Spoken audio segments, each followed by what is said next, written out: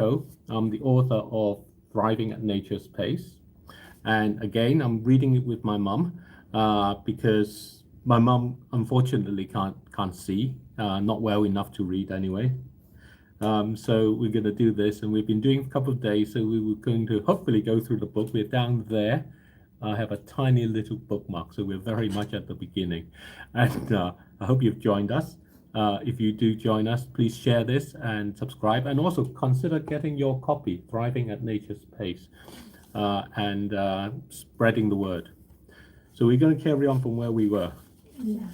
We're in the introduction, still very early on, and the section here is, why then have people, businesses, and governments not done this? And this is about a proposal where we can actually use the unextracted oil and gas and coal that's in the ground in order to make money directly without having to dig them out. This is largely because things have not gotten bad enough to abandon existing economic thinking. Changes are difficult. They happen only out of absolute necessity, and then only if it can be accepted that changes open doors. Progressively worsening climate change may take modern society there.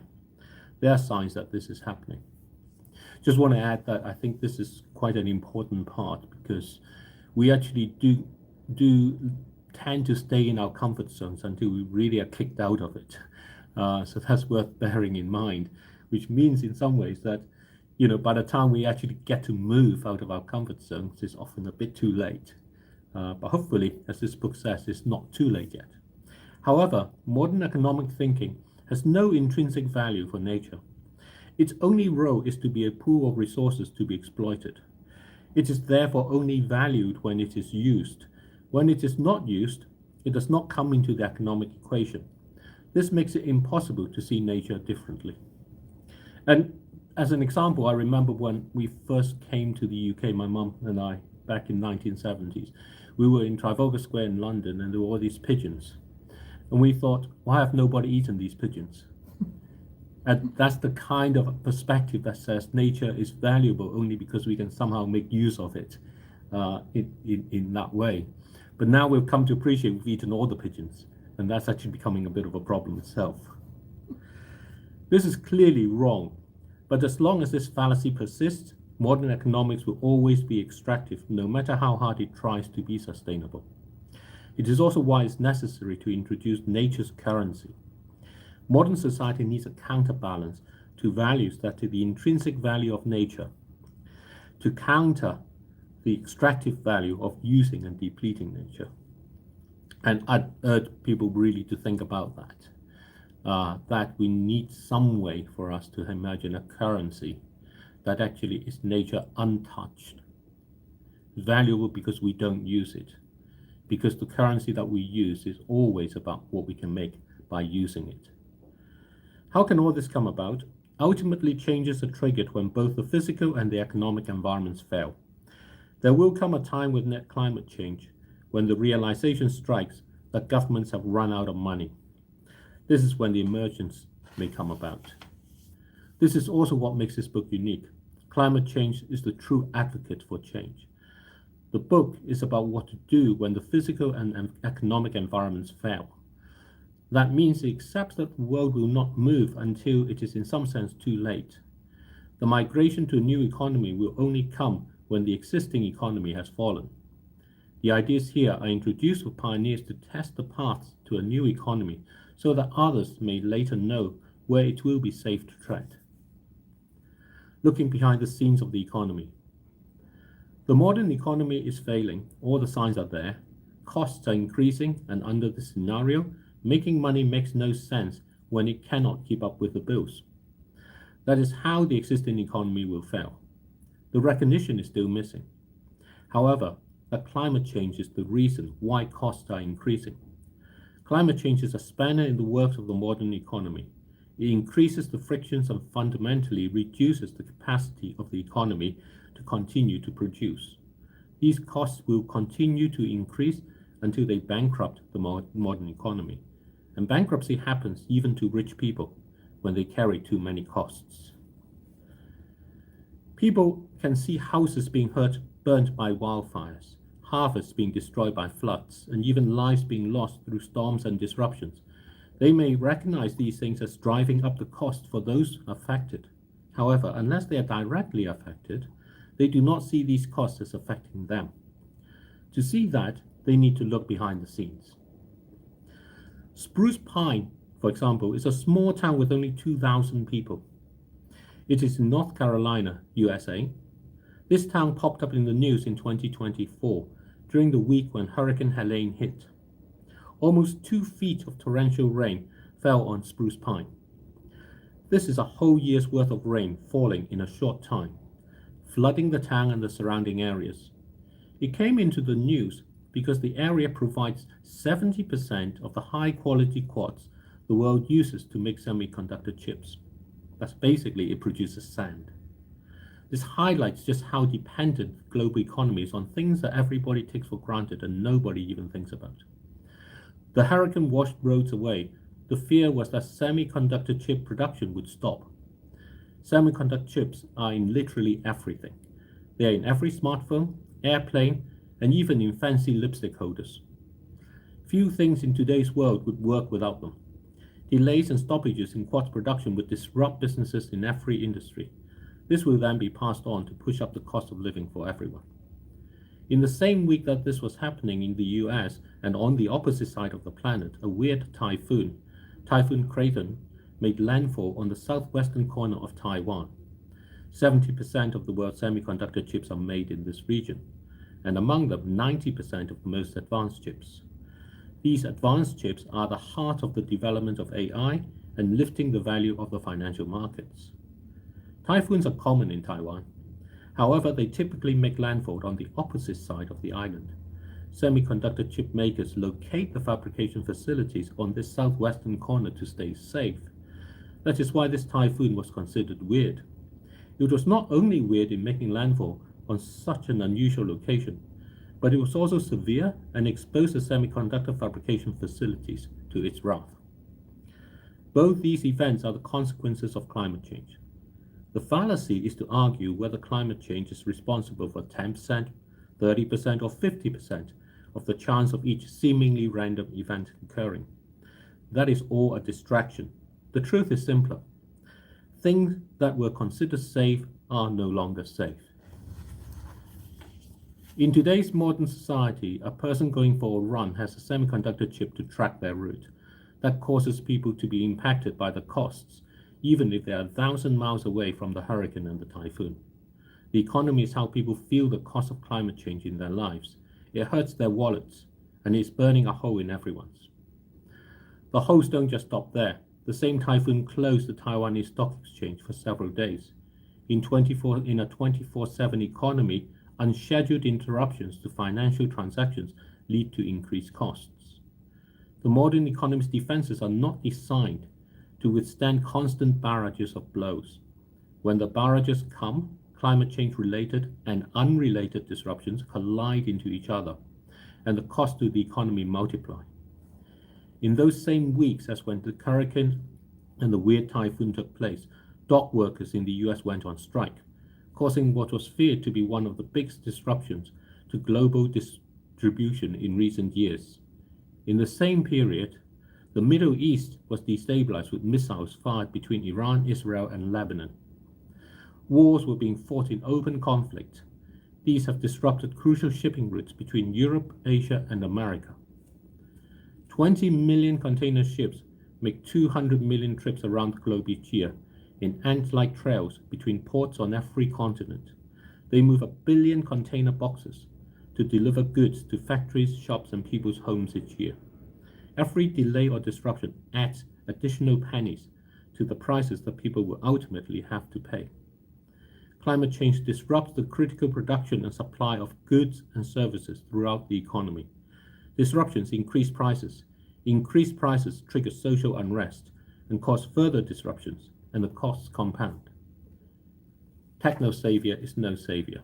But just before that, I like to kind of think of it as if you want to think about climate change and what it means to you, it's like having to carry a backpack full of stones with you all the time.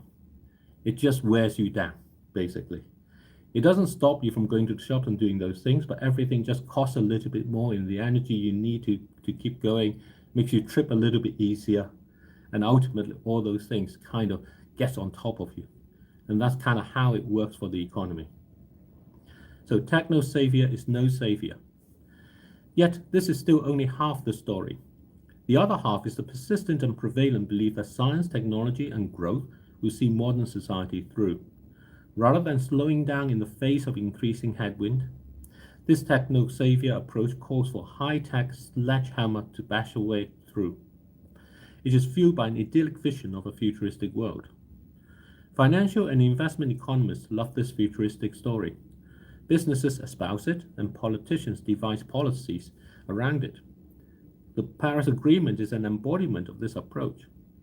The problem is that these ideas are echoes of ideas that were suitable back in the 1970s when there was still time to make changes. Climate change has moved past that point. It is simply too late. Instead, this sledgehammer bashing its way to accelerate more renewable energy and technology will simply put more pressure on an already overextended economy. COP28 in 2023 was one of the rounds of the annual conference between governments to discuss climate change. In this round, it called on governments to triple renewable energy capacity by 2030. This was widely hailed as a victory. However, the pace at which the world can build its infrastructure is limited by the actual physical capabilities to produce the raw materials and assemble them. The world cannot produce more copper simply because it wants to. It is limited by the access to the mines, the amount of water there is, and the capacity for refiners and other industries in the production chain. It takes time to increase these capacities, and some of them, like access to fresh water, fly in the face of climate change itself. In the meantime, the push to build up a new world at breakneck speed will drive up the price of all the raw materials. As a result, a household will have to pay more for its everyday materials because it needs the same materials as solar and wind farms. And I think this is a point that people really don't consider enough, that what we're doing and seeing the increases in prices are also consequence of the fact that we're actually trying to do a lot and too much. Higher material costs increase the motivation for theft, even in a well-policed developed country like the UK. Railway signals are now regularly robbed of their cabling for the copper they contain. And the point is, this copper doesn't necessarily have to go to the wind farms. I'll see you in the afternoon. Bye. See you. Bye-bye. So that was Ola, who's my mum's carer. And she comes in the mornings to help her to get up and get ready and so on. So we're just saying goodbye. Similarly, motor vehicle thefts are increasing for the catalytic converters. These contain metals needed for wind turbines. These instances raise the cost of households and impact businesses. Moreover, they weaken trust in society. They're examples of the silent collateral damage of the sledgehammer approach. And of course, as I was saying, when someone steals the copper, they're not actually selling it to the wind farm producer, they're selling it to the households that actually then need the copper, like a plumber may need it for a bit of piping and so on, and businesses that do that. So there's whole recycling business that becomes complicit in this. In the decades since the Paris Agreement, the world has increased its use of renewable energy. It has also increased its use of oil and gas and coal. It is far from clear if increasing renewable energy actually displaces oil and gas and coal. Certainly, modern humans have never abandoned a source of energy until it is exhausted. People in developed countries with reliable and cheap grid electricity still burn wood. Tripling renewable energy may simply feed the modern economy's insatiable appetite for more energy. It is like overeating. When someone is in the habit of overeating, putting more food on the table will only mean more food will be consumed. It does not lead to less food being eaten. Ultimately, everything goes back to the economics. The sledgehammer approach puts the onus on governments to pay for the climate transition. This is reflected in the commitments made at the start of the Paris Agreement that promised a transfer of $100 billion a year to developing countries. This transfer amount has now increased to over $1 trillion a year. And this is in spite of the fact that the $100 billion a year was never actually transferred. The money is simply not there. This makes the sledgehammer approach impossible to deliver. The failure of the modern economy and the sledgehammer approach are the triggers of how a radically different approach can emerge. People are sensing this. That is why there are so many discussions on sustainability and alternative economics. People fear, however, that if the modern economy edifice fails, there will be chaos.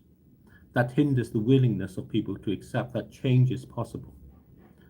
The truth is, nature is rarely, if ever, chaotic. New economic structures will emerge to provide new opportunities. This is why the ideas in this book are important. They express a belief that order can and does emerge naturally. The challenge is to make it possible for people to act out of their self-interest to bring out a new order. In fact, it is because people act out of their own self-interest that change is possible. The reason is because people are connected to others. They may all have to look after themselves first to survive. But to thrive, they have to look after each other. Self-interest becomes interest in others, and order emerges through the complexity of those social connections. This book is also radical in pointing out that this is not really a choice. If climate change is as devastating as it is described to be, this extractive economy will fail. The money needed to sustain the current approach will not be there. As that happens, spiritually and philosophically, modern society has to choose what its relationship with nature is. That will determine the shape of its economics. So before we go on about the emergent economics, we'll leave that for the next time. Mum, what do you think? Well, we still need a lot of money. We do still need a lot of money. Yeah, because if you use the natural thing, but you have to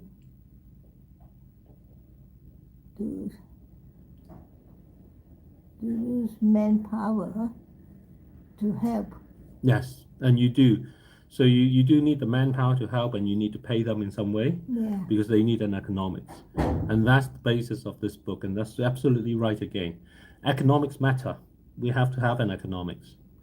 The question is, how can we have an economics that puts us together with nature, rather than just simply use nature in that way? Yeah. And that's the proposal in the book and the suggestion.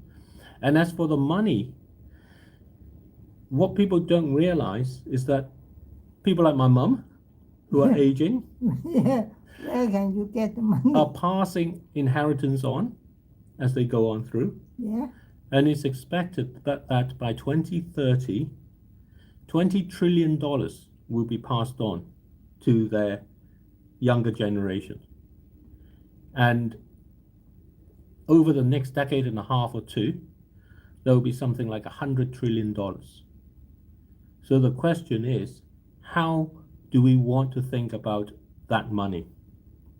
And the proposal in the book offers a way to think about doing that in a way that partners properly with nature in the way we do this. And that then allows us to introduce a new money as well, nature's money. So it's like getting dollars and buying euros with it.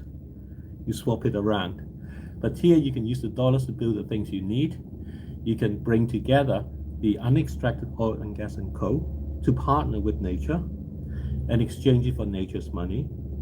And that money can then be used to pay people, to help people, or buy your coffee or whatever it is as well. So you increase the power of that because you take the value that is in the unextracted oil and gas and coal and you make it tangible into this nature's money without having to destroy the nature. So again, right question.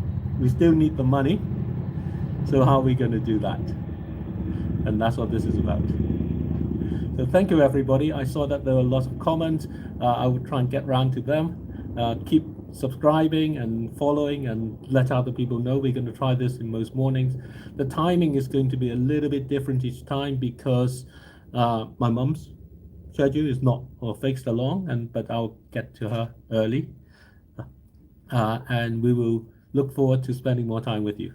And again, Thriving at Nature's Pace. You can get a copy online. Mom, last word? Yeah. Bye-bye. Bye bye.